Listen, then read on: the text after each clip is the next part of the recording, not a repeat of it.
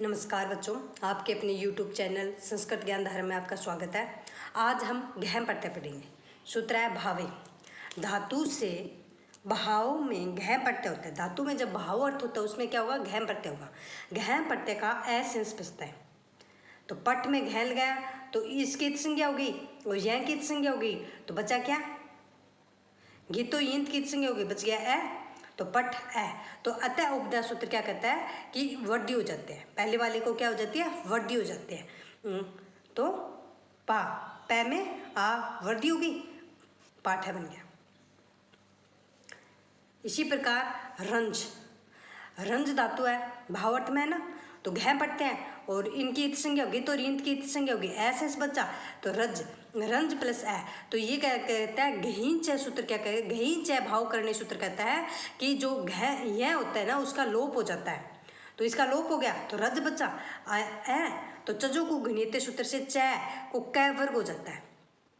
चजो को घनीयते सूत्र कहता है चय और जय को कै वर्ग हो जाता है। तो यहाँ जय, जय को कै वर्ग में तीसरा गय हो गया तो रागे शब्द बनता है। यस्मात् प्रत्यय विधि तदाति प्रत्ययो अंगम कहता है जिससे प्रत्यय का विधान होता है उसकी अंग संज्ञा हो जाती है। प्रत्यय का विधान होता है उसकी क्या हो जाता है? अंग संज्ञा हो जाती है।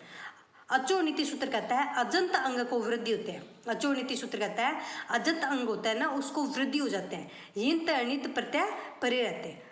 अजंत अंग वाला जो धातु होगी उसको वृद्धि होगा और यिंत और अनित प्रत्यय पीछे रहेंगे। तो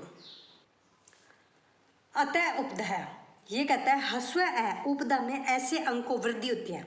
यिंत और अनित होते हैं। हस्व होता है उसे उपदा में अंग को वृद्धि होती है। तदिते एश्व चामदे तदित प्रत्यय परे रहते शब्द के आदि स्वर को वृद्धि होती है। यिंत और अनित परे रहते हैं। किति च सूत्र कहता है कित तदित प्रत्यय परे रहते धातु को वृद्धि हो जाती है। किति च सूत्र कहता है कित तदित प्रत्यय परे रहते धातु को क्या हो जाती है? वृद्धि हो जाती है। जैसे यज में घ पढ़ते हैं तो बच्चा इनकी गीत और अनित से इत संज्ञा होगी और ए बच गया तो अतः उपदा सूत्र कहता है इसको वृद्धि होगी। तो यज को जय को तीसरा हो गया और यह को वृद्धि होगी तो या गय। चजो को गणित सूत्र से तो जय को गय हो गया तो या गय बन गया। इसमें अणुवल प्रत्यय त्रिच, अणुवल प्रत्यय व त्रिच प्रत्यय, अणुवल प्रत्यय और त्रिच प्रत्यय देखते हैं। अणुवल त्रिचो सूत्र है इसका। अणुवल और त्रिच प्रत्यय कर्ता अर्थ में होता है। अणुवल और त्रिच प्रत्यय किस अर्थ में होता है? कर्ता अर्थ में, वाला करने वाला अर्थ में। पठ अणुवल, तो अणुवल का क्या बचता है? अक शेष बचता है। तो पठ अक पाठ है, वृद्धि हो जाती है उसे तो पढ़ने वाला, पाठ का बन गया इसका।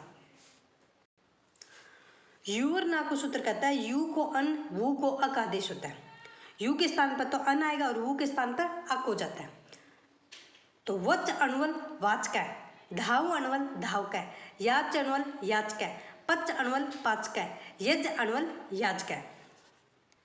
त्रिच प्रत्यय देखते हैं। ची त्रिच, तो रिदूर ना रुद्ध से सूत्र कहता है कि ची को अनंग आदेश हो गया तो चेत अनग अन न उपदय से दीर्घ हो गया तो चेतन न लोप प्रतिपदिकांत से न लोप हो गया तो चेता बन गया। क्री त्रिच में क्री और त्रि, कर त्रि कर्त्री, अनंग से लोप हो गया इनका तो कर्ता बन गया। इसी प्रकार हरि त्रिच में हरता, नी त्रिच में नेता, दा त्रिच में दाता, ध्री त्रिच में धरता।